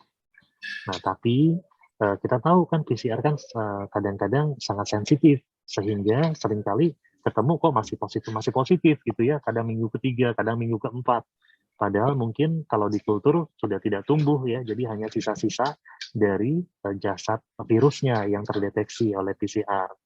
Sehingga mungkin pendekatan gejala klinis ini bisa menjadi patokan. 10 ditambah 3 hari bebas gejala, sudah bisa diputuskan selesai isolasi mandiri. Apalagi kalau bayi ya, kebutuhan untuk tahu PCR-nya dia sudah negatif atau belum, kan berbeda kalau masuk sekolah, kalau masuk kerja dan sebagainya, tentu biasanya dimintakan. Ya, kalau ini lebih ke klinis saja. Ya. Kemudian untuk imunisasi, itu sebaiknya 4 minggu. Memang kita tunda 4 minggu ya, kalau gejala ringan. Oke, ditunda 4 minggu. Kemudian pertanyaan berikutnya lagi dari Dr. Komang Ayu. Pasien confirm COVID, antigen positif, PCR positif, CT value 20, gejalanya ringan. Apakah perlu antivirus? Tadi sebenarnya mungkin pertanyaannya agak mirip, jadi kita langsung berikutnya aja ya supaya bisa mencapai semua pertanyaan. Dr. Nanik menanyakan pada anak dengan obesitas bagaimana dengan pemberian antikoagulan dan IVIG? Apakah menggunakan berat badan ideal? Iya, betul dok. Jadi kalau untuk anak dengan obesitas, maka kita tidak pernah, secara prinsip ya, dosis pada anak tidak pernah melebihi dosis dewasa. Makanya beberapa dosis maksimal kita sebutkan itu sama dengan dosis dewasa ya. Jadi maksimal sama dengan dosis dewasa. Apalagi sekarang kita menemukan banyak anak-anak dengan obesitas. Jadi perhitungan cairan, perhitungan obat-obatan itu bisa berdasarkan ideal body weight atau adjusted body weight gitu. Jadi bukan actual body weight gitu ya dokter. Kemudian berikutnya Dr. Syana dari Sukabumi. Anak laki-laki usia pubertas dengan komorbid obesitas. Wah, 90 kg beratnya. Dengan COVID gejala ringan, kapan waktu terbaiknya dicek darah untuk mengetahui risiko trombosis? Baik, jadi kalau risiko trombosisnya anak ini sudah ada 2 nih dok ya, obesitas, usia di atas 12 tahun, dan pubertas atau prapubertas 3 bahkan ya. Sehingga dari awal dokter menerima pasien ini sebaiknya sudah langsung diperiksa tadi apa namanya coagulation profile-nya untuk memetakan paling tidak kita tahu baseline-nya. Kalau ternyata pasien ini dalam 2-3 hari ya masih ada gejala atau gejala yang memberat, maka kita evaluasi. Kita lihat apakah dia dimer makin tinggi dan sebagainya gitu ya. Oke. Baik dok, terima kasih. Dokter Nono, spesialis anak, menanyakan bagaimana dan kapan pemberian kortikosteroid. Apakah klinis tidak menjadi semakin berat karena steroid memiliki efek imunosupresan? Betul sekali dok. Jadi obat-obatan yang sifatnya imunomodulator tadi ya, baik dia menekan atau dia mengenhance ya, seperti steroid, kemudian tocilizumab ya, antagonis reseptor interleukin 6, tadi janus kinase inhibitor, itu kita harus sangat berhati-hati. Ini semua pisau bermata dua ya. Saya akan bercerita sedikit ya. Jadi pada awal-awal kasus COVID, kita kan masih belajar ya. Ada satu kejadian di mana pasien dengan interleukin 6 yang tinggi sekali itu dilakukan akhirnya memang terindikasi ya, klinisnya kritis, intubasi dan sebagainya, yang 6-nya ratusan dilakukan pemberian antagonis reseptor interleukin 6, tocilizumab. Kemudian dievaluasi dalam berapa hari ternyata makin naik ya. Ya, diulang lagi. Oke. Akhirnya pasiennya qadarullah memang perbaikan pulang gitu ya. Tapi beberapa waktu kemudian pasien datang dengan masalah infeksi jamur invasif gitu ya. Kenapa? Karena si tocilizumab ini dia half-life-nya panjang, bisa sekian minggu. Jadi sebenarnya pemberian dosis 1 kali seandainya cukup itu ya memang tidak perlu diulang, dan seringkali kadarnya akan makin naik karena reseptornya diblok. Bagaimana dengan steroid? Steroid hanya terindikasi tadi kalau pasiennya gejalanya berat kritis gitu kan. Jadi bukan yang ringan sedang kita berikan, jangan. Kemudian kalau dia pasiennya butuh oksigen tambahan, dapat high flow ya, klinis pneumonia, desaturasi, pasien on ventilator gitu ya, maka ini kita bisa berikan. Atau kalau pasiennya MISC gitu. Jadi tidak obat-obatan ini harus sangat hati-hati, indikasinya harus jelas. Dan ada penelitiannya, kalau diberikan pada pasien-pasien yang tadi ada peningkatan marker inflamasi, kemudian ada masalah paru menyebabkan kebutuhan oksigen meningkat, steroid bisa membantu menurunkan mortalitas. Tapi kalau main diberikan ya pada pasien-pasien yang sebenarnya awalnya cukup baik, tanpa oksigen dan sebagainya, ya CRP-nya juga tidak tinggi-tinggi banget, diberikan steroid, justru meningkatkan lama rawat, morbiditas, dan mortalitas. Karena tadi, akhirnya malah mengalami koinfeksi bakteri dengan berbagai komplikasinya. Jadi memang betul harus sangat berhati-hati. Kita tahu pada kondisi yang berat kritis, itu patofisiologinya salah satunya adalah ada cytokine release syndrome dok. Jadi ada apa ya, pelepasan mediator inflamasi, sehingga disinilah peran steroid untuk menekan itu. Baik. Masih ada pertanyaan berikutnya? Masih banyak sepertinya. Oh, yang dirangkum mungkin sudah selesai, tapi di chat sebenarnya masih banyak dok. Saya lanjutkan saja ya dok ya. Boleh, silakan dok. Dari dokter Erik, bila anak 8 tahun sudah vaksin pertama, lalu terinfeksi COVID 1 minggu setelah vaksin pertama, kapan bisa vaksin kedua? Apakah sesuai jadwal atau bagaimana? Terima kasih. Baik. Jadi memang betul dok, salah satu alasan ya kenapa IDAI kan rekomendasi untuk PTM itu mintanya anak-anak yang sudah divaksin 100% gitu kan ya. Salah satunya, dan vaksin lengkap gitu. Salah satunya karena antibodi kan baru terbentuk 2 minggu setelah vaksinasi dosis lengkap ya, kurang lebih seperti itu. Nah, bagaimana dengan anak-anak yang tadi baru vaksin pertama sudah terinfeksi? Ya, maka yang vaksin pertamanya itu tetap dianggap sudah diberikan, kita tinggal memberikan vaksin kedua, waktunya tergantung gejala anak ini. Kalau gejalanya ringan, itu cukup ditunda 1 bulan.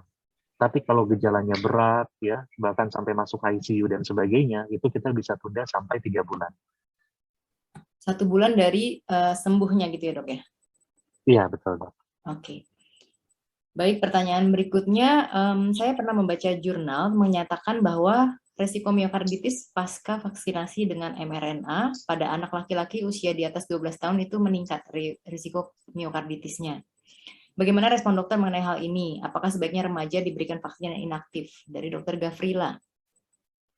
Baik, jadi memang laporan miokarditis ini dilaporkan pertama kali itu anak usia 5-6 tahun ya, Dok. Karena kan vaksin mRNA itu di luar juga sebagian sudah memberikan dari usia di atas 5 tahun. Tapi memang insidensnya antara anak-anak divaksin mRNA yang mengalami miokarditis dengan anak-anak yang terinfeksi COVID-19 yang mengalami miokarditis ini jauh sekali, gitu. Jadi resiko dia mengalami miokarditis karena infeksi alamiah sama risiko miokarditis karena vaksin mRNA platform itu tidak bisa dibandingkan karena jauh sekali. Ya, sehingga secara dari kacamata public health diputuskan kalau lebih aman memberikan anak-anak ini vaksin dibandingkan tidak divaksin, gitu ya. Nah, memang saat ini di Indonesia di atas 12 tahun itu BPOM sudah mengapprove kan Sinovac ya yang inaktif juga Pfizer yang platform mRNA. Oke. Dari Dr. Dodi menanyakan apakah pemberian favipiravir dosisnya bisa diturunkan pada pasien dengan komorbid. Baik, jadi memang dosis favipiravir yang dituliskan itu kalau kita lihat ya dari berbagai sumber itu memang ada range-nya gitu ya. Nah, tapi kita tahu kan sediaannya dia 200 mg. Jadi dosis yang dibuat itu adalah disederhanakan ya untuk range kelompok-kelompok berat badan tadi kan. Di atas 35 sekian, di atas ini sekian, di atas ini sekian. Sesuai dengan berat badan saja, Dok. Sesuai berat badannya. Baik. Waktunya, kita sudah lewat 5 menit, saya tambah 5 menit lagi, masih boleh, Dok? Jadi 10 boleh, menit. Silakan. Ya. Pada penelitian terakhir, pemberian favipiravir ternyata tidak mengurangi viral clearance pada kasus COVID mild. Dan pada penelitian meta-analisis COVID sedang dan berat, pemberian favipiravir tidak signifikan dibanding dengan terapi standar. Mohon komennya, Dok, dari Dr. Agung Gautama. Baik, jadi memang salah satu opsi favipiravir sebagai terapi oral itu juga ada jurnal yang masih mendukung gitu ya penggunaan favipiravir. Dan menjadi masalah kenapa? Karena favipiravir ini kan obatnya awalnya patennya di Jepang ya. Sehingga di negara-negara Eropa atau Amerika mungkin memang tidak menggunakan sejak awal gitu. Sehingga mungkin ada bias publikasi juga di sini. Nah, tapi memang pilihan antivirusnya pada kondisi yang memang membutuhkan adalah remdesivir. Favipiravir ini adalah sebagai opsi berikutnya gitu, pada pasien yang terindikasi. Ada pertanyaan mengenai MISC. Pertama dari Dr. Arti, apakah ada pengaruh anak-anak yang tidak mendapatkan antivirus akan lebih berisiko untuk mengalami MISC? Tidak, Dok. Sejauh ini belum ada bukti. Jadi faktor risiko MISC yang sampai saat ini itu dilaporkan adalah yang pertama ras ya di Amerika itu lebih banyak terjadi pada African American, Hispanik dibandingkan kulit putih gitu ya. Berbeda dengan Kawasaki yang dilaporkan pada ras Asia. Kemudian yang kedua itu obesitas ya. Obesitas memang ada risiko untuk mengalami MISC. Tapi yang lain-lain sejauh ini tidak. Dokter Aperita menanyakan kalau dari gejala COVID-nya mempengaruhi nggak? Jadi kalau COVID berat itu lebih tinggi risiko MISC? Tidak. Tidak juga ya, Dok? Jadi justru sebagian besar, Dok, pasien-pasien mengalami MISC ini yang tidak punya komorbid dan di awalnya itu gejalanya ringan, gitu. Memburuknya pasca COVID-nya, gitu. Baik. Ini tentang vaksin juga. Bila anak sudah vaksin COVID pertama, ketika perencanaan pemberian yang kedua, orang tuanya yang positif COVID, anaknya PCR-nya negatif, apakah boleh lanjut vaksin kedua atau kapan harus dilakukannya? Dari Dokter Putri. Iya, anak ini kan definisinya masuk ke kontak erat ya, Dok ya. Jadi kita belum bisa menyingkirkan kemungkinan dia untuk terinfeksi. Sebaiknya ditunggu dulu sekitar 1 bulan selesai isolasi. Oke, 1 bulan. Dr. Arnold menanyakan, apakah ibu yang minum antivirus boleh menyusui? Nah, tadi Dok, sampai saat ini ya, obat-obatan yang dikatakan aman untuk busui, itu salah satunya antivirus remdesivir. Kalau untuk favipiravir, karena minum nih ya, kemungkinan kan favipiravir. Nah, itu belum ada penelitian yang mengatakan kalau dia aman untuk busui. Oke. Oh, ini konsul pribadi sepertinya. Saya saat hamil sudah mendapatkan vaksin COVID-1, 2 dengan Sinovac. Booster dengan Moderna. Saat bayi lahir di usia 2 kali 24 jam, diperiksakan antibodi COVID bersamaan dengan screening neonatus, ternyata hasilnya reaktif, Dok. Oh, itu menanggapi pertanyaan yang tadi sebelumnya ya, tentang apakah antibodi pada bayinya positif ya. Iya, menarik sih Dok. Ini mungkin perlu dilaporkan dan periksa lebih lanjut gitu ya. Iya. Jadi kan either itu dari antibodi yang dokter dapatkan dari vaksin ya, atau ternyata pernah terinfeksi tapi nggak ketahuan gitu ya. Iya. Sampai saya baca pertanyaan jadi kurang konsen. Oke. Studi menjelaskan ibu yang minum antivirus belum ada bukti mengganggu bayi, tapi hati-hati pemberiannya. Oh, tadi ada, begini. Tapi hati-hati pemberiannya, disarankan tetap berikan ASI karena ASI ada lactoferrin, musin, IgA, dan lain-lain yang justru melindungi bayi. Pendapat dokter bagaimana? Tadi ya soal antivirus terhadap ASI. Oh baik ya. Jadi tadi kalau untuk ASI-nya tentu kita tahu ya pasti sangat ideal, sangat baik. Bahkan ibu yang confirm pun tetap disarankan memberikan ASI ya, kalaupun tidak langsung tapi ASI perah. Nah, tapi pada saat ibu tadi mengkonsumsi obat-obatan yang kita tidak tahu profil keamanannya untuk bayi, maka ini menjadi pertimbangan ya. Itu kalaupun diputuskan untuk tetap diberikan, maka harus disampaikan tadi risiko ada disekresikan lewat ASI, dan sampai saat ini keamanan obat ini untuk bayi kita belum tahu. Gitu. Yang penting inform consent. Beberapa ada juga yang mengerjakannya ya sudah akhirnya selama dia minum antivirus itu diperah dan dibuang. Selesai antivirusnya dia konsumsi kan 5 hari saja kan. Nah itu setelah itu baru dia mulai memberikan ASI lagi. Baik, sepertinya pas waktunya ya, kita sudah mundur 10 menit sesuai dengan yang kita janjikan, dan kebetulan pertanyaannya juga sudah habis, yang lain kurang lebih sama dan sudah terbahas sebelumnya. Banyak permintaan mengenai rekaman acara kita hari ini, boleh diizinkan ya Dok? Monggo silakan Dok. Jadi kepada para peserta saya umumkan untuk link materi dan rekaman acara siang hari ini nanti akan dikirimkan dari panitia ke email masing-masing yang telah digunakan untuk mendaftar acara ini. Baik, saya ucapkan terima kasih, sangat terima kasih kepada pembicara yang sudah memberikan ilmu yang sangat banyak. Terima kasih juga atas kehadiran dan kebersamaan Profesor, Dokter, sejawat sekalian dalam diskusi yang sangat mencerahkan ini. Semoga bermanfaat bagi kita semua dan semoga Tuhan memberikan pahala yang berlimpah untuk Dr. Yogi yang sudah berbagi ilmu. Amin. Saya ucapkan terima kasih juga kepada PT Kalbe Farma yang telah ikut berpartisipasi dalam menyukseskan acara ini. Jangan lupa kepada para peserta dari IDAI Banten, tidak hanya Kamis ini, Kamis minggu depan, dan Kamis minggu depannya lagi, IDAI Banten dan UKK Infeksi akan kupas tuntas masalah difteri. Karena ternyata di Banten ini kasusnya juga mulai ada lagi difteri, mulai banyak.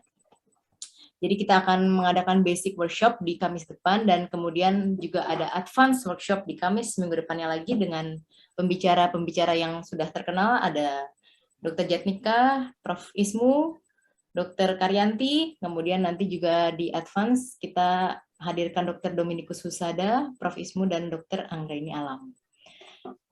Baik, saya ucapkan sekali lagi terima kasih. Sampai bertemu di kesempatan yang berikutnya. Selamat siang. Wassalamualaikum warahmatullahi wabarakatuh. Terima kasih Dr. Yogi. Waalaikumsalam warahmatullahi wabarakatuh. Pasti lelah nih. Terima kasih.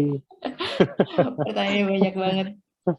Iya, makasih banyak. Ya, izin live Prof. Dokter sekalian. Oke.